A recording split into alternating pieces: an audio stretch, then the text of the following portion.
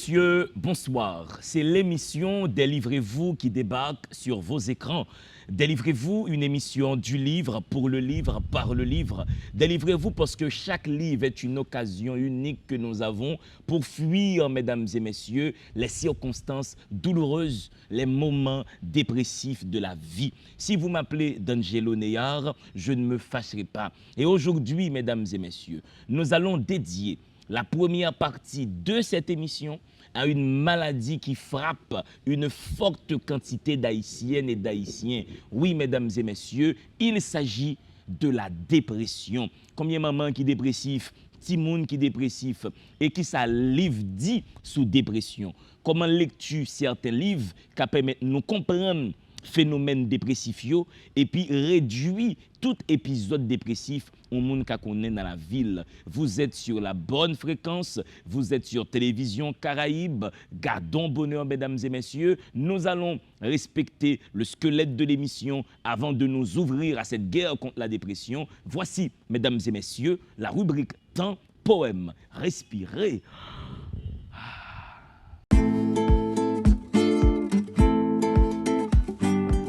Bienvenue, mesdames et messieurs, dans la rubrique Temps Poème. Merci de rester branchés, l'émission Délivrez-vous. Et là, j'ai une petite surprise pour beaucoup d'entre vous. L'école, yo apprend nous que La Fontaine, c'est fabuliste.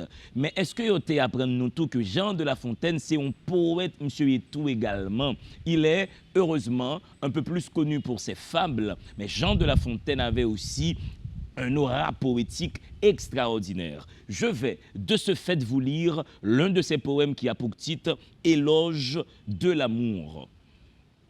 Tout l'univers obéit à l'amour. Belle psyché, soumettez-lui votre âme. Les autres dieux à ce Dieu font la cour, et leur pouvoir est moins doux que sa flamme. Des jeunes cœurs, c'est le suprême bien. Aimer, aimer, tout le reste n'est rien. Sans cet amour, tant d'objets ravissants, lambris dorés, bois, jardins et fontaines n'ont point d'appât qui ne soit languissant, et leurs plaisirs sont moins doux que ses peines. Des jeunes cœurs, c'est le suprême bien. Aimer, aimer, tout le reste n'est rien, mesdames et messieurs. Rappelez-vous de ce vers de Jean de La Fontaine. Aimer, aimer, tout le reste n'est rien. Parce que justement, avec amour, mesdames et messieurs, avec l'altérité, le sens de l'altérité, le goût pour l'autre, il est possible de construire un modèle de société où le vivre ensemble est la valeur suprême. C'est dans rien nous sommes capables de construire ensemble une communauté qui est agréable pour tout le monde. Donc, ne faites pas la guerre, mesdames et messieurs, faites l'amour. Et comme a dit Jean de La Fontaine, aimez, aimez, tout le reste n'est rien. Place maintenant à mon invité du jour. C'est un invité que vous connaissez, qui est déjà passé par Délivrez-vous à différents moments pour parler de différentes lectures. Et c'est ça aussi le conseil que nous avons pour les téléspectatrices, pour les téléspectateurs. Ne vous enfermez pas dans une catégorie, et on va dire, typée de lecture. Ouvrez-vous à tous les livres du monde qui constituent pour vous un certain centre d'intérêt. Il y a un problème là qui est fondamental dans le pays, en pile monde dépressif. Et il y a un livre qui fait pour comprendre ça qui est dépression. Et dans cette première partie de mon émission, je reçois Clevance, Jean-Daniel, et on va être dépressif. Mais non, je rigole. On va combattre la dépression et vous indiquer les pistes qui vont vous aider à tirer le meilleur parti de la vie sans sombrer dans la dépression, dans la tristesse. Je vous laisse respirer, mesdames et messieurs. Fixez-vous sur vos fauteuils. Délivrez-vous revient tout de suite avec Clevance, Jean-Daniel. Respirez, mesdames et messieurs.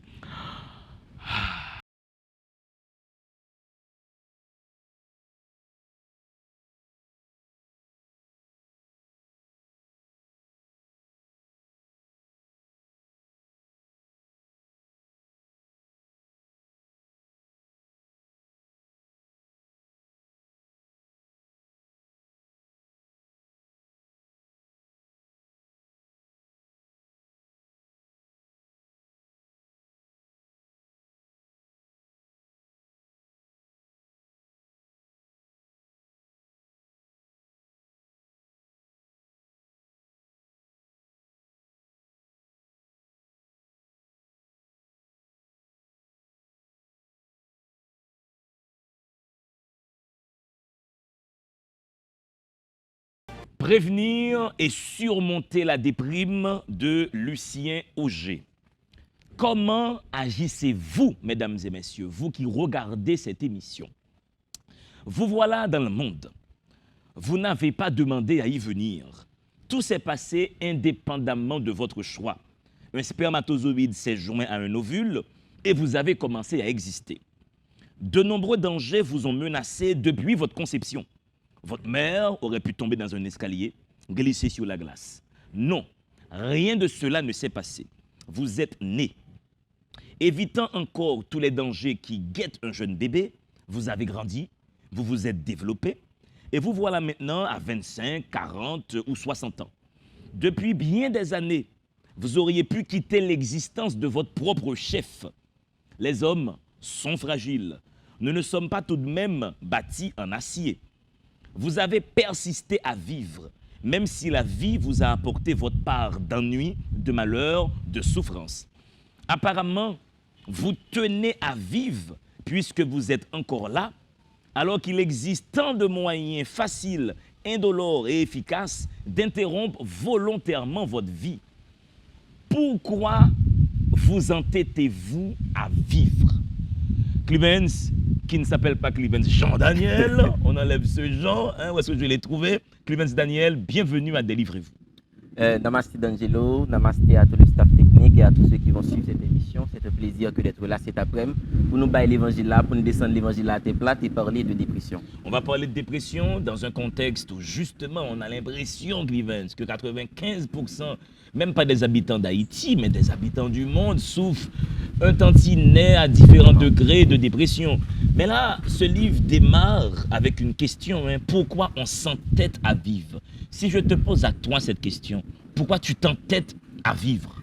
Et en fait, ça ne dépend pas de moi. Là, je vais reprendre le grand Nietzsche, dans Ainsi parlait Zarathustra, je crois, lorsqu'il nous parle de la volonté de puissance.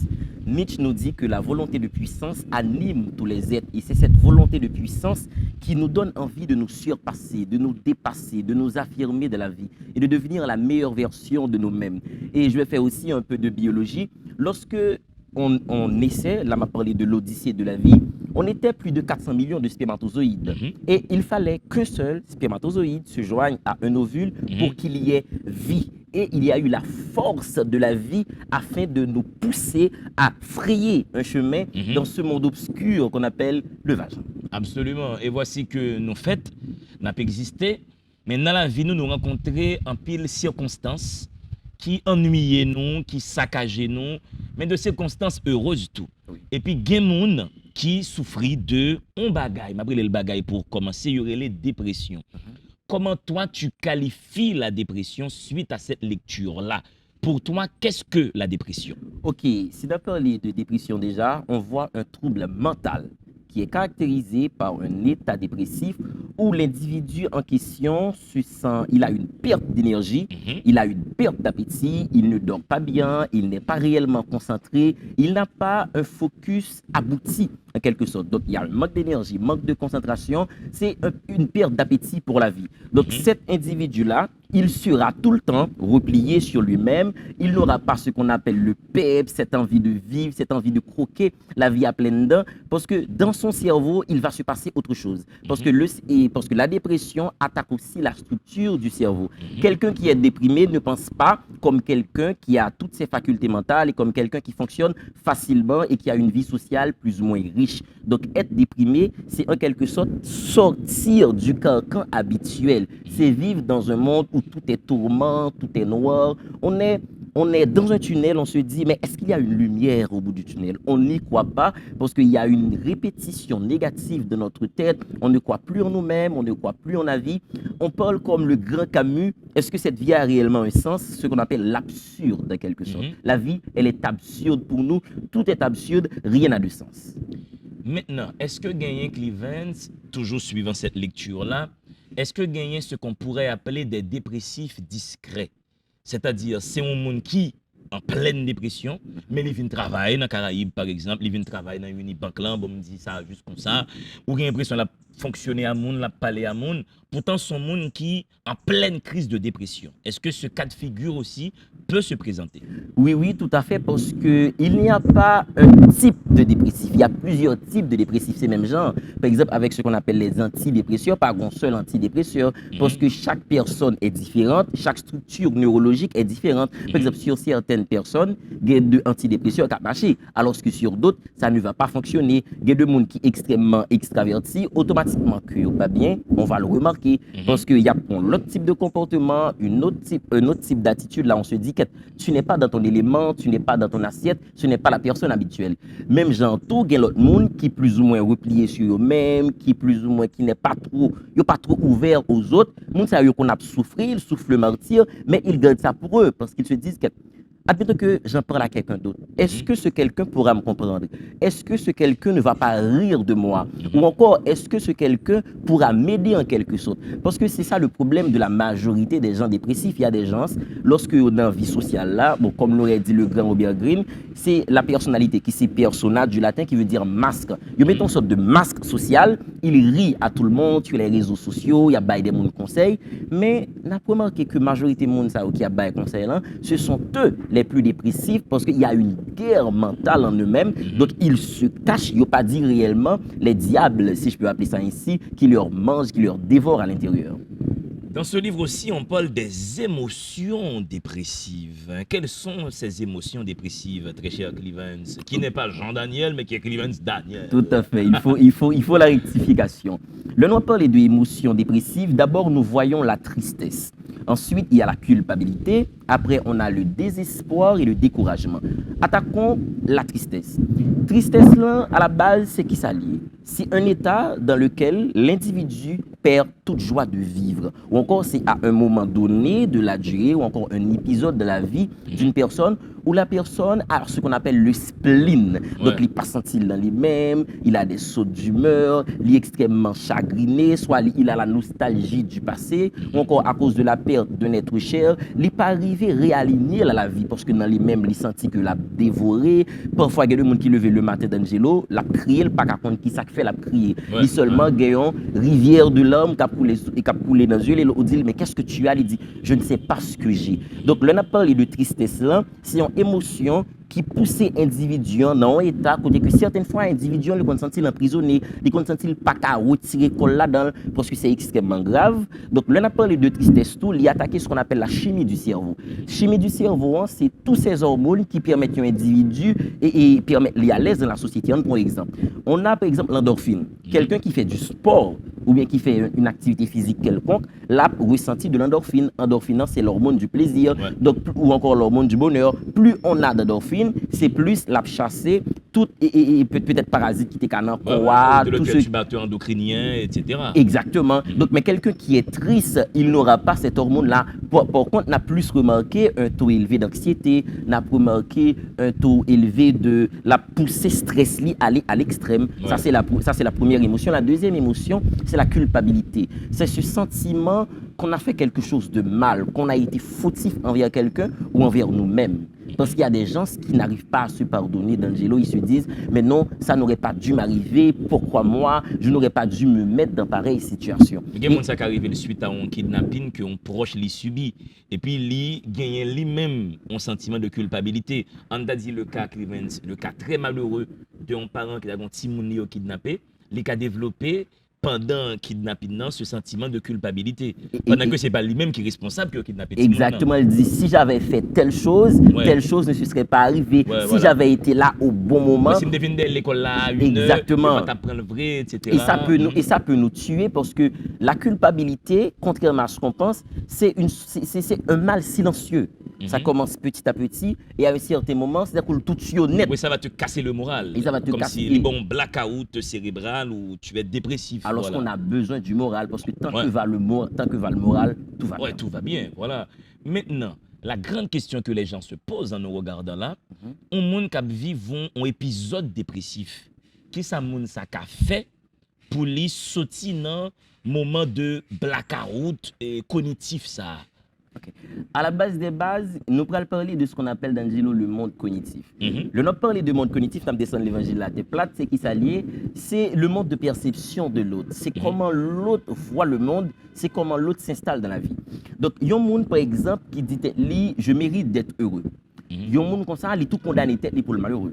Parce que automatiquement que la vie voyons un événement qui allait à l'encontre de ses projets et de ses entreprises, là, il va commencer malheureux. Ou encore, il y a l'autre monde qui dit, donc je dois réussir à tout prix. Là, mais tu te condamnes à être malheureux. Parce que l'échec, ça existe aussi. S'il y a succès, il y a aussi l'échec. C'est ce qu'on appelle, lorsqu'on a étudié les différentes lois universelles, la loi des opposés. Donc, si il y a bien, il y a mal, si il y a droite, il y a gauche, même gens capables de réussir, c'est comme ça tout ou capable d'échouer. Donc, il y a deux paroles, il y a deux histoires que nous avons racontées nous, c'est même histoire ça qui calme nous dans certains états. Quelqu'un qui se dit je dois être premier absolument, mais si tu n'es pas premier, qu'est-ce qui va se passer? Donc tu vas t'en vouloir à mort. Donc il y a certaines histoires et certaines croyances qui sont limitantes qu'il faut d'abord enlever, parce qu'on ne souffre pas nécessairement de dépression, mais on souffre plutôt d'une rupture entre ce qu'on veut et ce que la vie nous offre. Mais on doit quand même exiger de nous-mêmes le meilleur.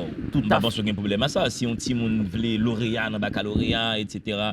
Est-ce que tu penses que se fixer des buts très élevés, c'est se fixer des possibilités d'épisodes dépressifs? Mais tout à fait. Parce que la vie ne fonctionne pas à 100 000% comme nous l'aurions souhaité. Parce que la vie a ses règles, la vie a ses protocoles. Donc, je peux toujours me fixer tel objectif, mais ce n'est pas sûr à 100% que j'atteindrai cet objectif. Il n'y a pas que moi qui me fixe cet objectif. C'est même gens, il y a un élève, par exemple, qui parle dans la médecine, il dit qu'il forme bon. Mais il y a plusieurs milliers d'autres élèves qui disent forme bon tout. Donc, pas grand qui dit que c'est ou cap bon. Si tu peux t'en donner les moyens, ou étudier, ou battre tout, tu as toutes les ressources à ta disposition, et bizarrement, tu ne réussis pas. En fait, c'est la vie. La vie est faite d'une succession d'échecs et de réussites. L'échec, ce n'est pas un mal, c'est plutôt un professeur. Parce que si nous pas une certaine dose d'échecs, certaines fois, on aura ce qu'on appelle une grosse tête, le sentiment d'invulnérabilité, ce qu'on appelle entre guillemets le complexe de Dieu. On est au-dessus de tout, rien ne peut nous affecter, rien ne peut nous arriver. Donc certaines fois, il faut être réaliste et non surréaliste ou sous-réaliste. Donc c'est fixer tête ou des mesures qui convenables, qui smart, spécifiques, mesurables, atteignables, réalistes, temporaires. Là, on fait un peu de gestion. Oui, absolument. Mais dans le cas, on a dit de un échec personnel, on a dit en Haïti qui dit à l'aime 50 ans, je veux construire ma propre maison. On a dit à 50 ans, vu les circonstances, mon n'a pas arrivé à construire Kaila totalement pendant les 50 ans. Est-ce que vous pensez le fait que tu fixé tête li but ça, l'été met tête li en danger déjà? Au fait, est-ce que ta parole serait que les gens ne se fixent pas des buts élevés au risque s'ils échouent, puis pas trop dépressifs après? Mais le problème, ce n'est pas le fait de se fixer des buts, mais plutôt la croyance qu'on attache à ces buts. Par exemple, il y a de monde fixer tel but, s'il pas atteint le but, ça, ils sont monde qui est mauvais. C'est ça le problème, c'est pas le but. Il faut relativiser l'échec. Exactement. Et dire que depuis qu'on échec, c'est l'occasion pour moi apprendre de ça et pour moi recontinuer à avancer. Voilà, parce que la vie n'a cure de nos sentiments. On est capable toujours de tel type de sentiment, tel type de volonté. Mais ça, c'est ton affaire. Parce que la vie suit son cours. Certains disent que la vie est monstrueuse. Donc, ça me dit, Mounio, ce n'est pas un problème de se fixer des objectifs. Mais si je n'ai pas atteint tel objectif, je n'ai pas à me dire que je suis un nul. Je n'ai pas à me dire que je suis un raté. Je n'ai pas à me dire que je suis passé à côté du grand coup de ma vie. Parce que la vie réserve nous plusieurs types de surprises. Donc, ce qu'on dit là, c'est que les gens ne doivent pas associer leur valeur personnelle à ce qu'ils reçoivent dans la vie. À certains moments, on sera au sommet de la pyramide. Et à d'autres moments, on sera par terre. Donc, la vie a malmené nous à tout moment. Et certaines fois, que tout le monde on sera prisé, on sera sous les feux des projecteurs. Et certaines fois, on sera ignoré. Même public sacré qu'on a soulevé nous au début. Et ce même public va nous retourner la veste. Oui, les gars ont l'autre champ d'intérêt. Exactement. Donc ça, c'est une première technique ou bail. Alors, du moins dans le livre aussi, pour surmonter la dépression. La dépression. Maintenant, de quelle autre manière, quelle autre technique existe? Toujours un clin d'œil à ce livre de Lucien Auger qui nous permet de surmonter une dépression. Ok, et c'est ce qu'on appelle l'identification des idées irréalistes. Donc, c'est quelle idée irréaliste je nourris dans mon esprit. Donc, automatiquement que je suis capable d'identifier idée irréaliste, je suis capable d'atteindre propre émotion. Je vais donner un exemple à tes plats. Et ta petite amie t'a quitté. Est-ce que c'est la fin? Non. Par contre, il y a des gens qui vivent très mal la rupture. Donc, il y a des gens qui disent yo, et l'amour, l'homme est avec le monde, l'homme la bonne personne, c'est pour la vie. Mais non, mais c'est pas vrai, la bonne personne, ça n'existe pas. Ou capable de rencontrer un monde, côté que, bon, on dit quotient de compatibilité, non, c'est plus ou moins normal, il y a une belle intelligence relationnelle, et ça match. Mais je suis désolé, mais ce n'est pas certain à 100%. Parce que la vie en soi, il n'y a pas réellement de stabilité dans la vie. Tout change. C'est pourquoi il faut suivre une certaine flexibilité. Donc, deuxième étape, c'est identifier mes idées irréalistes. L'amour, ce n'est pas pour toujours. Parce que ça, tout naît, tout vit, tout meurt. Lorsque moi respecte la loi du changement, je me dis que même les plus belles choses s'arrêtent. Que bagarre la femme douce, que le femme bien, que me senti mal à l'aise la donne, à un moment, ça va s'arrêter. Donc, il faut m'identifier mes béquilles émotionnelles et mes possibilités de réconfort. Dans qui ça me donne plus réconfort? Est-ce que c'est dans le monde? À un certain moment, on est capable d'abandonner.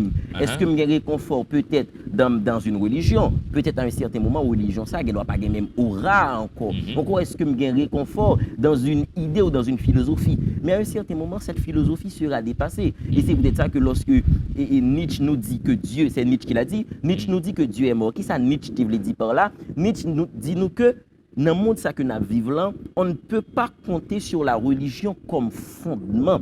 Il nous faut prendre la volonté de puissance et créer ce qu'il appelle des valeurs qui nous sont propres et devenir libre. Bien entendu, c'est la pensée de Nietzsche. Donc ça, c'est la deuxième étape. On identifie ces pensées irréalistes, on fait en sorte d'être plus ancré dans le réel. Maintenant, il y a des gens, pour traiter une dépression, à un moment où ils ne se sentent pas bien, il y a des gens qui vont malheureusement sombrer dans la consommation de drogue, d'alcool, ou qui ont des comportements totalement irrationnels, façon de conduire machine, etc., façon de négocier rapport à monde, de capi mal élevé, puis insultant.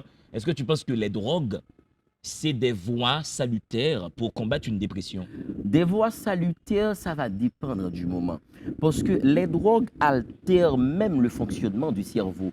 La drogue en soi, c'est une sorte d'illusion.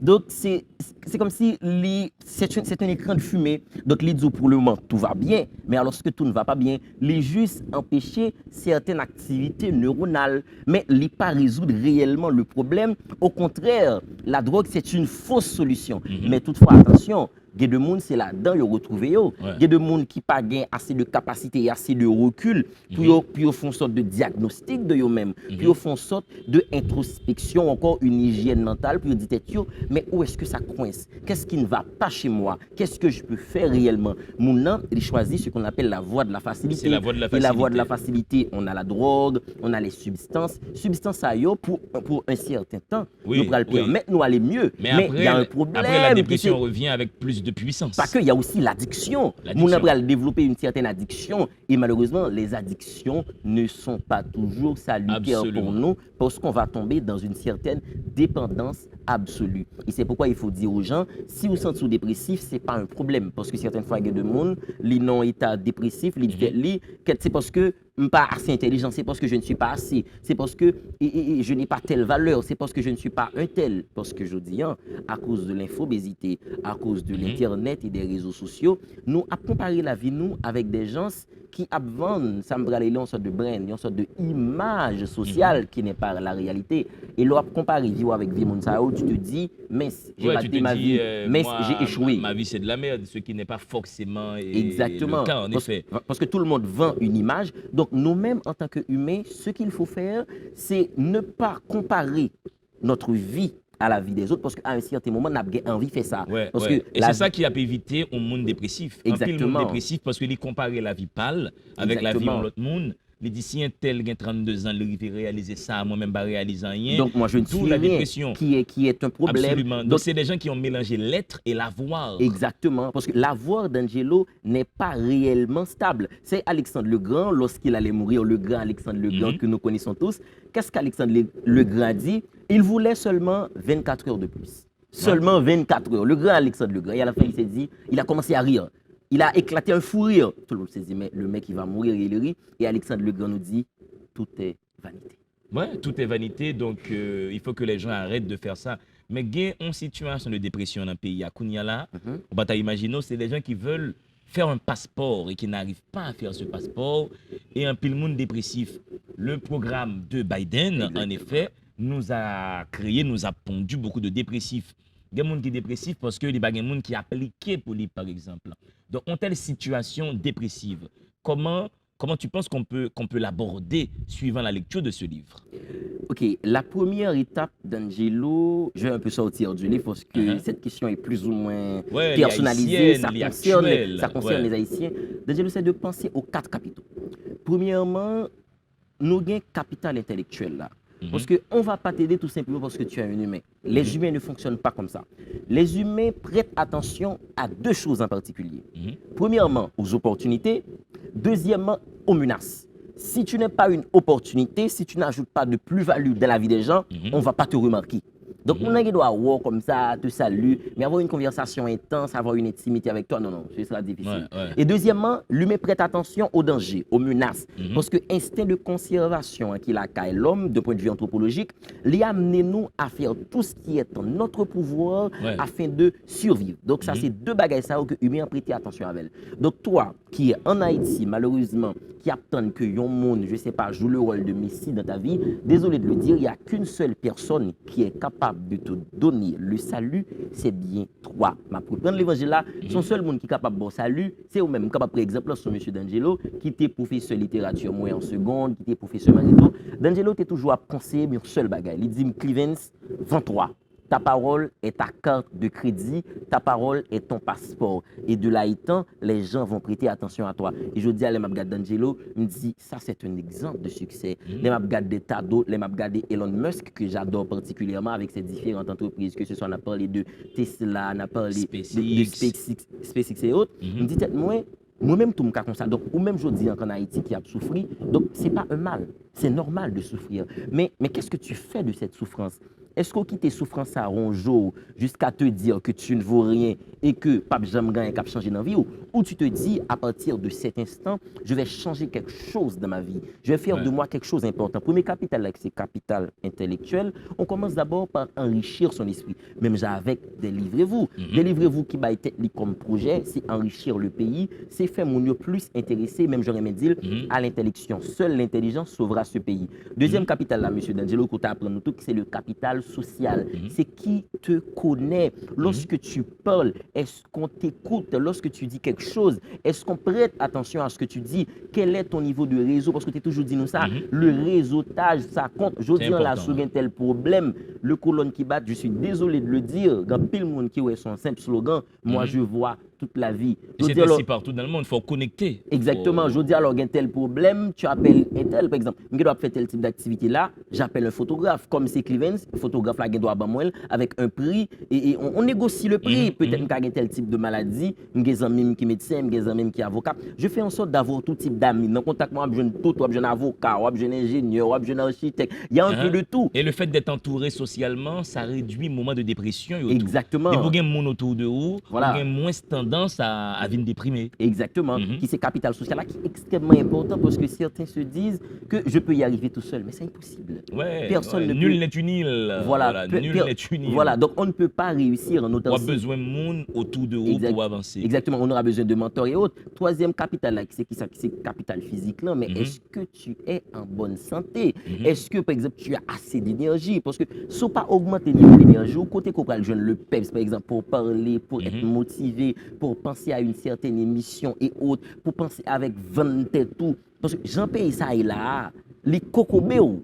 Parce que soit tant que c'est le gouvernement, que ce sont les riches qui vont créer quelque chose pour toi, je suis désolé de te le dire, ma chère, ou une sorte de balle dans le jamon. Parce que j'en attends le pays, le pays attend aussi quelque chose de toi. Et il y a aussi le dernier capital qui c'est le capital économique. Avec le capital économique, qu'est-ce qu'on fait? Nous ajouter dans sa les valeurs économiques, nous augmenter le niveau de revenus. Nous, bien entendu, sous pas de travail, tu peux toujours créer quelque chose. Mais toujours une possibilité pour faire des activités. Voilà, même, hein. Donc ça yo, D'Angelo, il y a 4 capitaux ça yo. Pas de monde comme il y a respecté. Et si on veut choisir quelqu'un, si on veut prendre quelqu'un, tu seras compétent. En même temps que tu es compétent, tu as un niveau social assez élevé, on te connaît. Et en même temps, tu as un capital économique assez intéressant, mais qui pourra te refuser quelque chose? Et tout ça a réduit en effet les moments de dépression. Et il faut que nous pas arrêter seul, j'en dis, il faut que nous tout développer moments de loisirs. Exact, Parce que exactement. les On loisirs, devrait ça pas parler de ça puis devant. On va parler de ça absolument. puis Sans ça, on devant. ne peut pas avancer. Maintenant, ce livre, Clevens, où est-ce que tu l'as trouvé? Parce qu'un pile monde là, t'as aimé lire un livre sous dépression. Où est-ce que tu l'as trouvé? Où est-ce que les gens qui nous regardent là peuvent trouver ce bouquin? Bon, en fait, je l'ai trouvé ça et là, comme ça, parce que voilà, je l'ai à tes plats là, parce que Ouais. et j'ai un regard qui est panoramique. Mhm. Donc, on vue d'ensemble, peu importe côté, automatiquement qu'il y a des manuels et des bouquins, moi je me jette dessus pour prendre. Parce que comme tu as acheté le livre ça à $30, Mais 30 voilà. ou bien 25 Voilà, c'est voilà. Lucien Auger, c'est pas seul livre que il écrit. C'est 150 gouttes à peu près. Donc, dans la rue, en effet, à terre, Exactement. il y a une possibilité pour moi d'acheter de bons livres. Hein. Et Tout à m'acheter fait. un pile bon livre comme ça à terre, des fois pour 25 gouttes, pour 50 gouttes. Hein. Donc, on a acheté de livres Il y a près de 3 livres de Lucien intéressants. Auger, il va pas coûter $100. 3 Voilà. livres de Lucien Auger. Et voici donc un autre conseil que nous donnons aux gens qui nous regardent là, qui sentent déprimés, qui sentent pas bien, qui sentent situation, ambiance globale, pays, a envie de plomber ou. Mais lis de livres sous des sujets précis, tant coup dépression. Clément, merci d'être passé sur ce plateau. C'était un plaisir de te recevoir.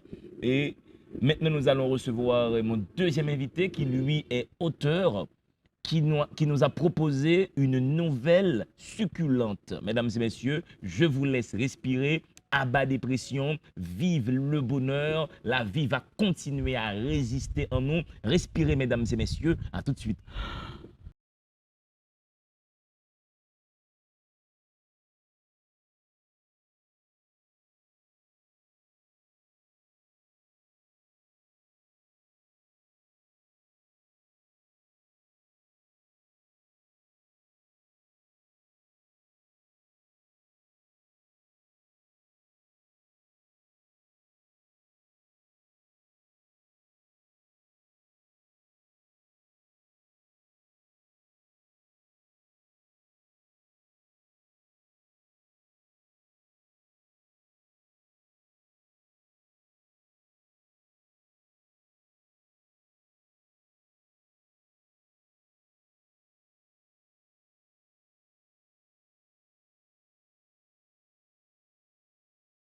Voilà, sur le plateau Délivrez-vous, Jean-Oni Charles, c'est un honneur et un bonheur immense, un bonheur majuscule de te recevoir, mon frère.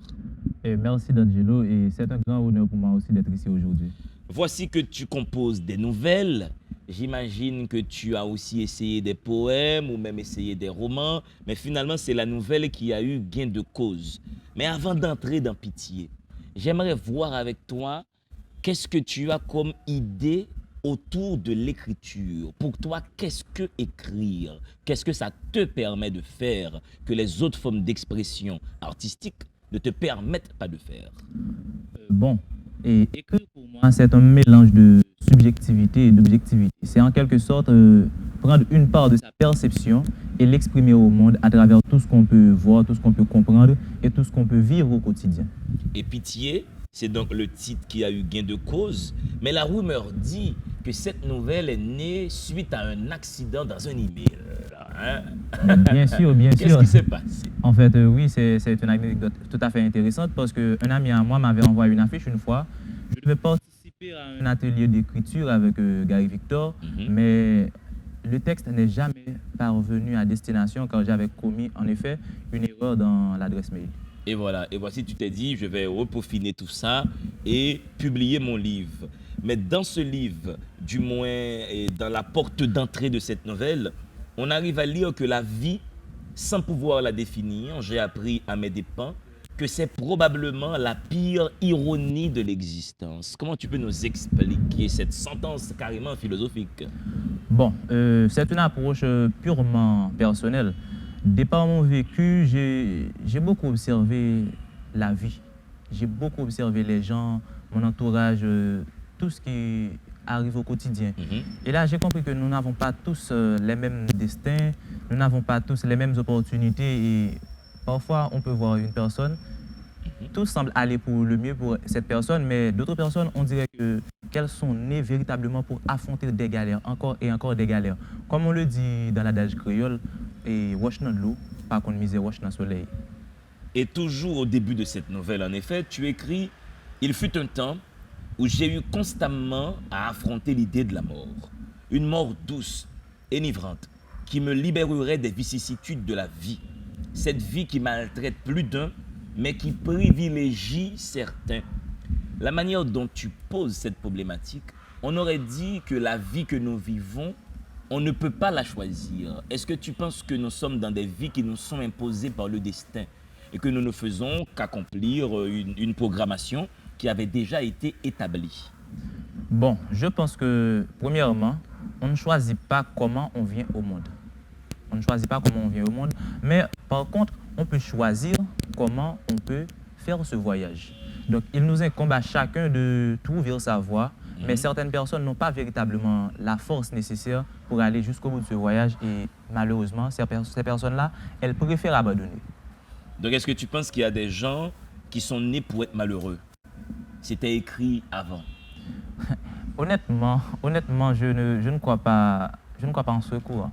Ouais. Je ne crois pas en ce courant. Je me dis que nous sommes en quelque sorte responsables de notre destin.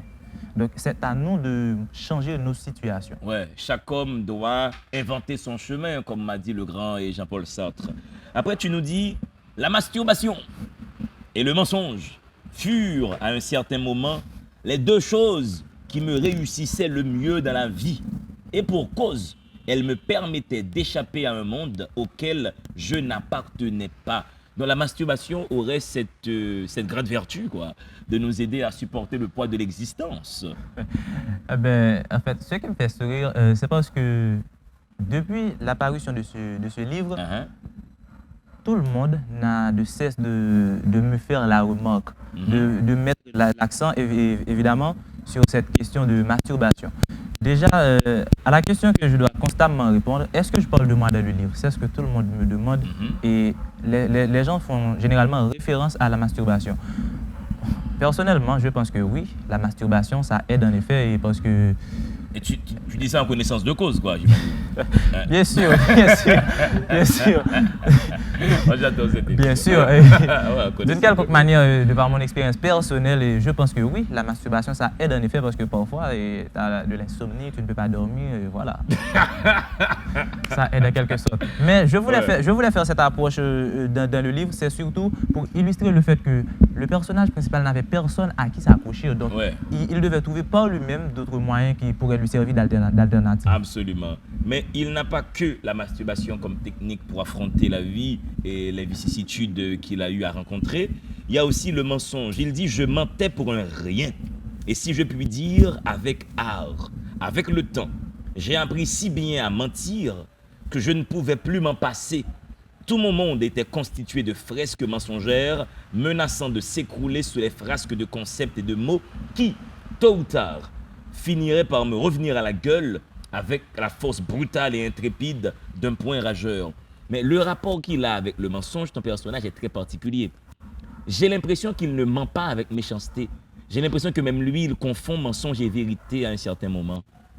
Bon, oui. En fait, j'ai grandi dans un milieu où il a souvent été question de camouflage. J'ai souvent observé les autres et je me suis rendu compte que la plupart de ces personnes-là étaient constamment dans une dynamique de dissimuler leur véritable identité, leur véritable personnalité. Et certaines personnes, pour affronter ce genre de situation, ont recours au mensonge. Donc c'est un moyen pour ces personnes-là de cacher au monde leur véritable identité parce que ces personnes-là, elles pensent qu'en fait le monde serait toujours dans une structure de jugement. Donc c'est pour éviter ces jugements-là que certaines personnes préfèrent mentir. Mais il y a une formule en créole pour dire les gens font ça, les gens n'ont menti, ils bluff sous tête, sous sa foulaille. Voilà, ça c'est le nouveau mot en créole. Foulaille, etc. Et ton personnage, en effet, je suis à fond en activité et foulaille là. Après, il dit, les gens de mon entourage me connurent sous le nom de Mike Bernard Michel. Je le prononçais habituellement avec tellement d'aisance et d'affection que personne n'aurait pu se douter que ce fût un pseudonyme. Tout ce qui me définissait était alors issu de mon imagination fertile. J'étais un mensonge. Cela ne me dérangeait guère. Au contraire, au fil des jours, avec une entêtante envie de paraître, puisque je n'avais réussi à savoir ce que c'était d'être. Je peaufinais cette facétie qui n'avait rien de constant. Il me fallait pérenniser ce personnage qui me permettait d'avoir ma place dans la société. Parce que lorsqu'on est un menteur, on va dire, à la limite pathologique, un menteur compulsif, c'est épuisant mentalement pour celui qui ment. Un monde qui a fait foulin, qui a menti sous sa liée véritablement. C'est épuisant pour lui mentalement, pour le rester dans le personnage là, et pour le gagner mémoire tout. Parce que le drame du mensonge, il faut gagner mémoire, l'autre est bas en menti. Pour quelqu'un comme le personnage de Mike, mentir n'est pas véritablement épuisant. Je dirais que c'est plutôt risqué. Parce que vous pouvez le constater, comme vous venez de le lire, Mike a dit « je suis un mensonge ». Donc mentir, à mon avis, ne consiste pas seulement à dire un mensonge. Là, je fais référence à Paul Ekman, un ancien agent de la FBI qui a écrit un livre qui s'intitule « Je sais que vous mentez ». Et dans ce livre, Paul Ekman considère que mentir, c'est en quelque sorte une situation où tu induis la personne en erreur sans même lui dire un mensonge. Donc, même une rétention d'informations, c'est mentir. Absolument. Alors, pour Mike, c'est une personne qui sait que véritablement, un jour ou l'autre, tous ces mensonges pourraient éclater au grand jour. Mais il n'a pas le choix. Il se dit que, bon, je n'ai pas le choix. Je dois être dans une dynamique d'appartenance. Je dois pousser les autres à m'accepter. Et voilà, c'est un besoin essentiel chez l'homme. Et du coup, voilà, et Mike, il est dans cette dynamique de mentir tout le temps à tout le monde pour pouvoir garder sa place dans la société. Et il a une histoire de vie qui est assez cabossée, ce Mike. Hein. Ses parents sont morts très tôt, du moins ses géniteurs, malheureusement, sont morts très tôt. Après, il dit de sa mère, je me demande s'il dit ça avec de la méchanceté, il dit que sa mère était une dévergondée. Parce que quand lui, il est né, sa maman avait des difficultés à déterminer la paternité. Et parce que maman, t'es une bonne vivante. Est-ce qu'une fille qui sont bonnes vivantes, c'est-à-dire une jeune femme qui couche avec plusieurs hommes ou plusieurs femmes aussi en même temps, est-ce que tu penses que cette femme-là ne serait pas vertueuse et mériterait d'être ostracisée et mériterait d'être taxée de dévergondée? Bon, je vais avoir un peu de retenue sur le sujet. Et pourquoi? C'est parce que dans le texte, et ironie du sort, Mike va rencontrer quelqu'un qui est dans cette même vie. Donc, une vie en vadrouille, en quelque sorte. Alors là, Mike va s'apercevoir que, en fait, il n'avait pas raison de juger sa mère sans même la connaître. Donc, certaines personnes font certains choix de vie. On ne connaît même pas les raisons, et c'est ce que je dis au début du texte, mais on est constamment dans le jugement sans chercher à comprendre. C'est ce que moi je fais dans mon entourage avec les autres. J'essaie toujours de comprendre pourquoi telle personne fait telle action. Absolument. Donc pour moi, ça c'est vraiment important. Donc au lieu de juger la personne pour ce qu'elle fait, il faut d'abord comprendre pourquoi elle le fait. Absolument. Et les gens, j'imagine, ont toujours leurs raisons. S'il y a des jeunes femmes qui regardent cette émission et qui trouvent qu'elles sont bien dans le fait de rencontrer plusieurs hommes et d'être une bonne vivante, eh ben on peut le dire, il n'y a aucun problème à vivre en conformité avec sa nature profonde. C'est ça la chose, hein? Ne pas trahir qui on est. Si vous êtes à l'aise avec plusieurs partenaires, que personne ne vienne vous taxer de dévergonder.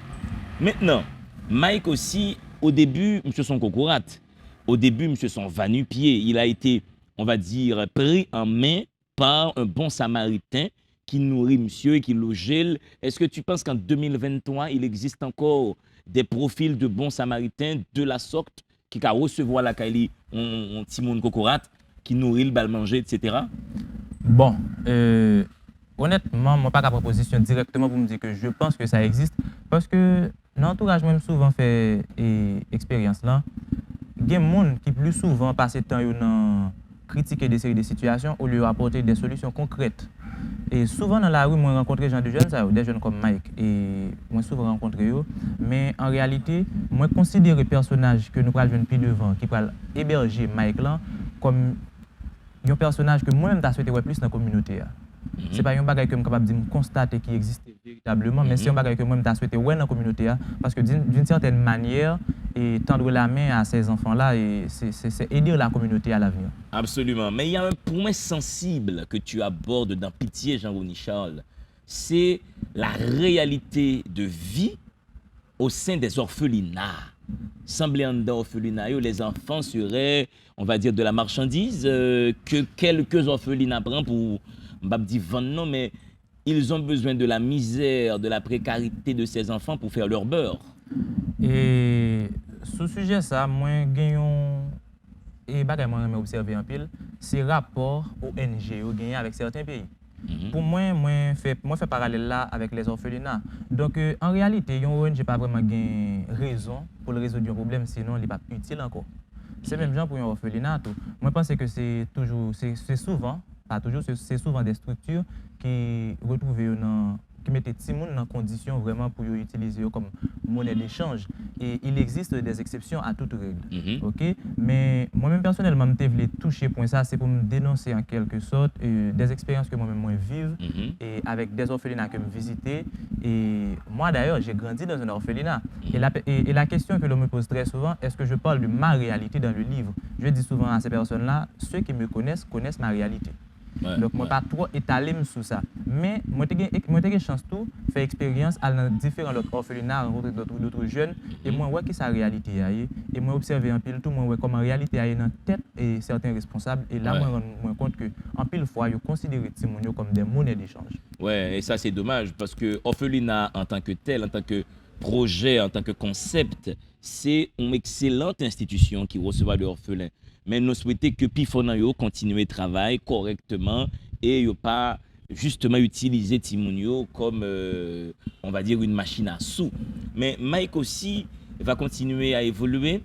Et malheureusement, Mounsa qui vient recevoir Mike après, il a connu des malheurs. Et là, c'est encore l'insécurité qui a frappé. C'est quelqu'un à moto qui les a arrêtés, qui a demandé à ce monsieur portefeuille, monsieur pas d'accord, et bio, cartouche parti. Et moi-même, moi vraiment remis histoire qui a un genre de rebondissement ça. Un premier livre moi li qui était marqué en pile, c'est un livre qui est Holocauste écrit par Gerald Green. Et dans le livre ça, moi t'ai arrivé dit moi comment un auteur capable d'imaginer autant d'amertume, ça que véritablement il pas de vivre ni dans l'époque là, il va vivre même situation. Et là moi t'ai dit que bon, moi t'as aimé écrire un livre vraiment très très mélancolique mais qui a fait mon réfléchir tout sur conditions de série de monde. Parce que l'homme parler de problème insécurité ça dans conditions Paul perdu la ville, moi pas seulement, moi essayer de sortir en dehors de réalité Mike là. Moi aller embrasser Kounia là et réalité pas nous Kounia, conjoncture pays. Donc une situation côté que jour anniversaire Mike lial boy avec Paul, c'est à supposer un moment incroyable et inoubliable. Bon oui, c'est un moment qui inoubliable d'une certaine manière, mais pas comme il l'aurait souhaité. Oui, c'est dans le mauvais sens que donc, voilà, donc ça vient mettre en relief problème d'insécurité ça malheureusement qui a frappé le pays. Mais Mike était aussi intéressé aux choses de l'esprit. Et tout en étant à ses débuts, on va dire, va-nu-pied, enfant d'orphelinat, donc déshérité, ceci n'a pas empêché à Mike de développer un réel intérêt pour les choses de l'esprit. C'est justement dans un centre intellectuel que Mike va rencontrer une femme, on va dire, scandaleusement menteuse aussi, il me semble. Bien sûr, Mike va rencontrer quelqu'un qui lui ressemble. Et généralement, on a tendance à s'accrocher aux personnes qui nous ressemblent. Soit dans une certaine mesure, où on ressemble à ou accrocher avec elle, soit dans une certaine mesure, par rapport à la perception de tête, où on ressemble à ou dangereux pour vous, et puis, ou vient bailler ça, il y a une certaine distance. Donc, Mike lui-même, il passe toute péripétie ça, moi j'ai fait un rapprochement avec l'autobiographie de Charlie Chaplin. Et l'homme de l'autobiographie de Charlie Chaplin, moi j'étais vraiment bouleversé. Je passais toute une journée très bouleversé. Pour qui ça? C'est parce que moi-même, avant, j'ai eu un moment, moi j'ai un pile de difficulté pour m'accepter réalité pas. Je considère que enfance moi, comme j'en ai dit tout à l'heure, est-ce que il y a des gens qui pensent au fait, ils sont conditionnés pour être malheureux. À un certain moment, je pensé ça. Et puis l'homme de biographie Charlie Chaplin, moi ouais que Charlie Chaplin qui était vivre une ascension fulgurante, c'est un monde qui était ami des plus grands de l'époque. Le Mahatma Gandhi, tout le monde net des amis Charlie Chaplin à l'époque, c'est un monde qui était dans fortune, une superstar qui était au du cinéma. sommet, donc voilà, qui a accompli de très grandes choses malgré qu'il était parti de rien.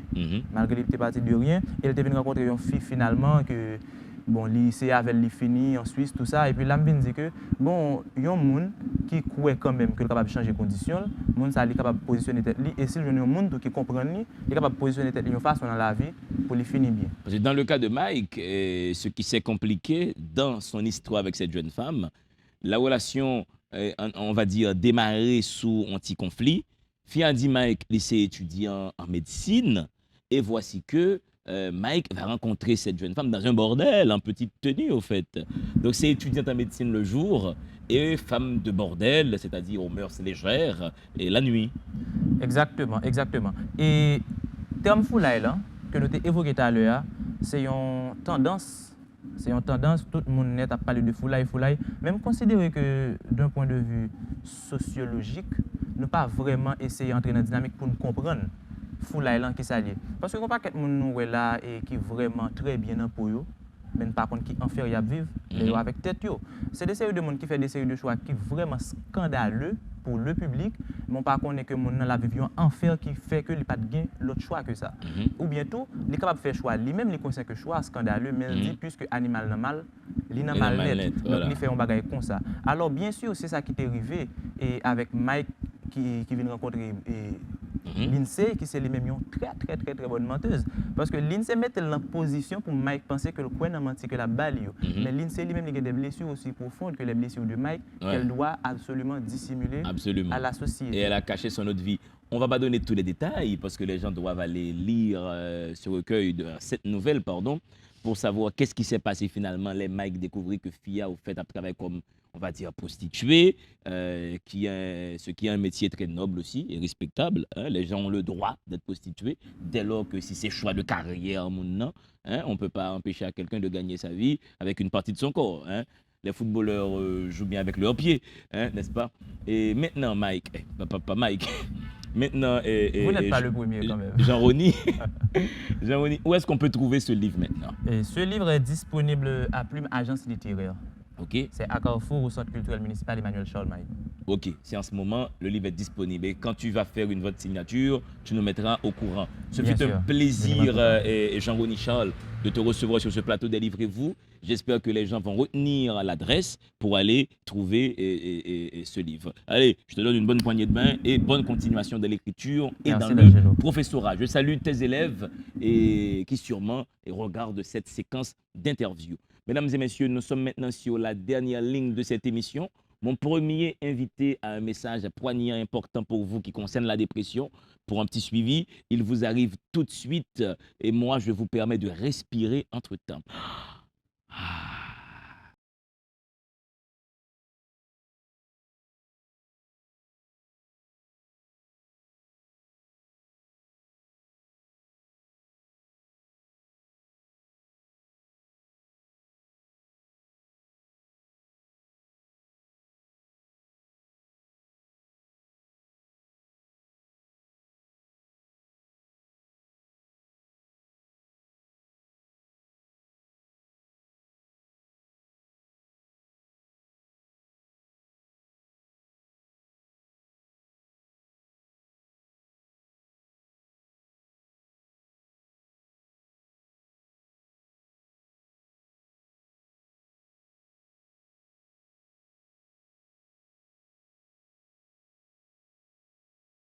Clevens est de retour très rapidement sur le plateau parce que tu as une structure, il me semble, qui fait des suivis avec les gens qui souffrent de dépression. Parce que l'homme dépressif, il faut le monde pour lui parler avec les tout.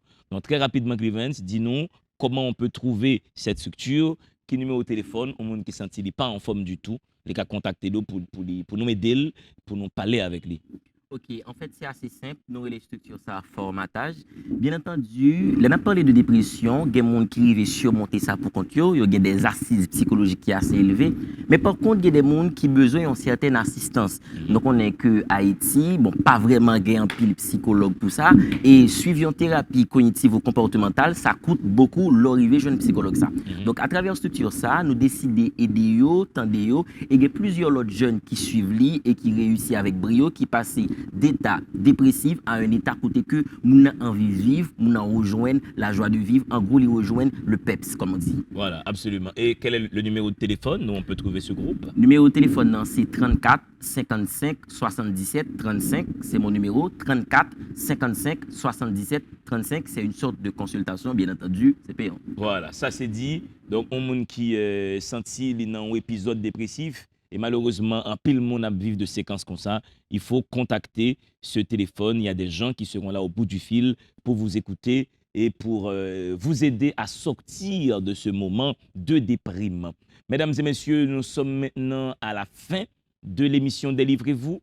Merci de nous avoir suivis et merci surtout à toute l'équipe technique de la télé qui nous permet de vous proposer ce programme qui fait la promotion des livres. Merci à Maniello, merci à Guito, merci à Fekir, merci à Spencer qui fait des photos, merci à Josué qui est le vaudouisant célèbre de l'équipe. Même si Josué nous dit qu'il est catholique, mais tout le monde sait à Caraïbes que Josué est vaudouisant. Voilà. Merci à Dieudonné, merci à Gamin, merci à Jacob qui est le fils de Dieu, qui nous fait le son. C'est vraiment une grosse équipe qui nous permet de préparer cette émission. Dieudonné qui nous donne un coup de main magnifique. Alors, il s'appelle Dieudonné, mais il n'est pas un saint. Hein? Il n'a pas été donné par Dieu. Je peux vous le dire. C'est un collègue qui fait des petites choses à la radio. Ceci s'est dit très rapidement. Les gens n'auront pas le droit de capter ça. Voilà, mesdames et messieurs, si vous m'appelez D'Angelo Neyar, je ne me fâcherai pas. Gardons bonheur. Continuez à charbonner votre intelligence. Dans le monde, il doit y avoir deux êtres, des livres et vous. Gardons bonheur.